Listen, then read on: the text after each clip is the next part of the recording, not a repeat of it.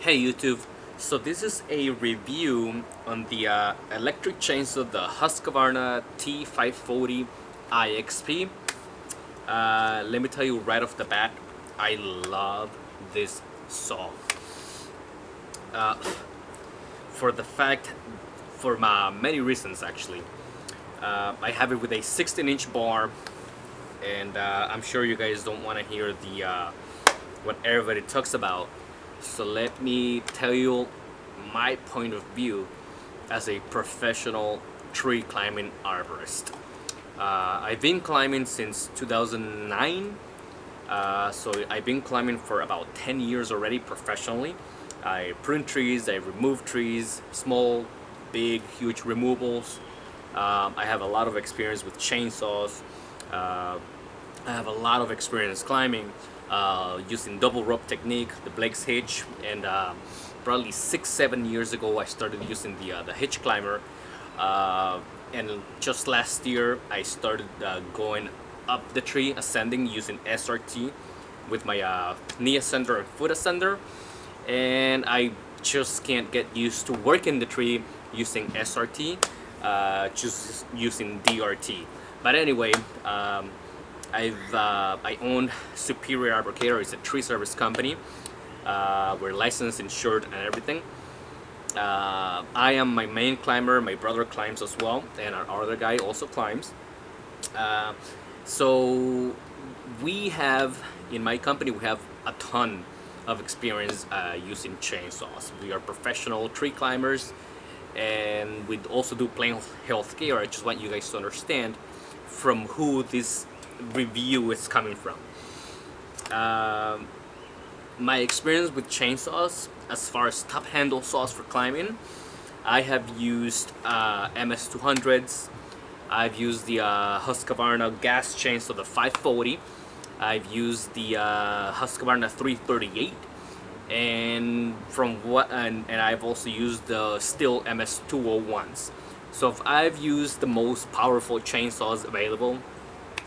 I've never used the 020. I own an 020, but it doesn't work. It's just to keep it in my garage. And just recently, probably like 2 months ago, I have acquired this beautiful electric 540 IXP. I got it with the two batteries, the BLI 200X. The X one, it allows supposedly for the maximum amount of power every single time you're cutting. Uh, this chainsaw, for what's available today, it definitely compares to the Stihl MS201. Our Stihl MS201s, we have had them for probably 2-3 years, and they have never ever given us any problems. And for the 1 or 2 months that I've had this one, personally, I love this one way more. Reason is because it's lighter, I'm not using gas, and I'm not yanking it, to get it started. I love the MS201 because it starts right up, but that's still one yank. When you're up there on the tree, tired, sometimes, you always gotta start it, but knowing that you don't have to start it, that's a great benefit for me. It's definitely lighter. It cuts amazingly. Up to today, we have never sharpened it, and it's the teeth. Hopefully, you guys can see it. I don't think so. It's holding up very well, and it's still cutting very strong. We haven't sharpened it just yet, so we try not to use it on the ground. My guys sometimes do, but they know better not to hit soil or rocks, of course. And it has a lot of power. Again, comparing it against the MS201, I definitely want to say that this one is as powerful, or probably slightly stronger than the MS201. And the MS201, it's a beast. So that's comparing that saw with with this one right here. I've never used any echoes. I hear that a lot of guys like to use it for trimming due to the small weight. But my entire life I've used MS200, 201s, 338s, 540s for trimming as well, and I can't complain about the weight. It's been okay. This one weighs less than those, slightly less, and I guess I'm used to the heavier weight, even for trimming. For removals, of course, you want the heavier duty stuff, but this saw really, really compares. You want to make sure that you get two batteries. I have this one here, and I have the other one over here, another 200 BLI 200X. It's fully charged. I have the quick charger 500. It charges the battery in a half an hour, so we never run out of battery from this one until we have to switch off. But at the customer's house, as soon as I get down or my brother gets down, using the bucket work or whatever, we always keep them very charged. So that's saving, a good amount of money in gas already, emissions. There's just so many benefits. It cuts amazingly. What the saw doesn't like, it doesn't like to get, when you're cutting, it doesn't like to get pushed. When you push, when the rakers aren't low enough and you push to grab more wood, this chainsaw does not like that. So you always got to keep it nice and sharp and rakers at the proper level so that it cuts on its own almost. If you push it at a little too much, like you can do with the gas saws, the MS201, the 338s, if you the gas ones, you can push it, so you can grab more wood.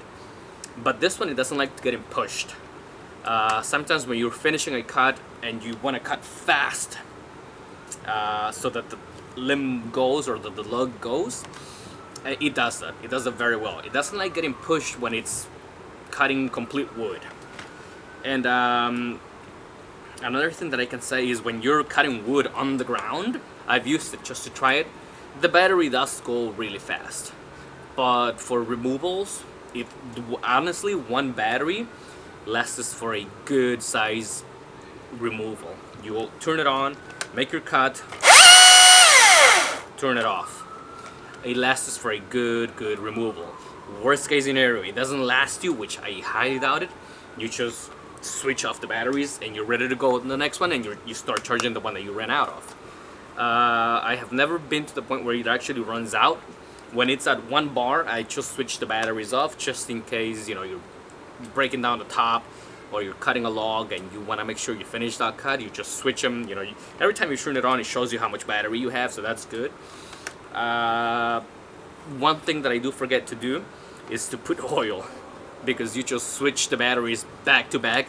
So I have tend to forget to put oil in it because you're so used to putting gas and oil, and just putting the battery in here, it's just so much convenient that you forget to put oil.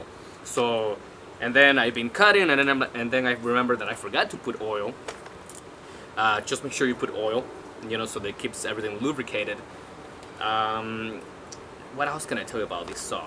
I installed the dust cover so it doesn't get any dust inside of the clutch or whatever this thing is called inside. I love it. As a professional tree climbing arborist for trimming and removals, compared to the best saw what's out there today for gas, the MS201, I would say that yes, this is an amazing chainsaw. I love it. It's lighter, it's strong, 16-inch bar. It cuts as good or even better than the MS201. Always keep it sharp, and it's great. And another thing that I mentioned, which you already know, it's less noise when you cut slow. It's super quiet, even when you cut fast.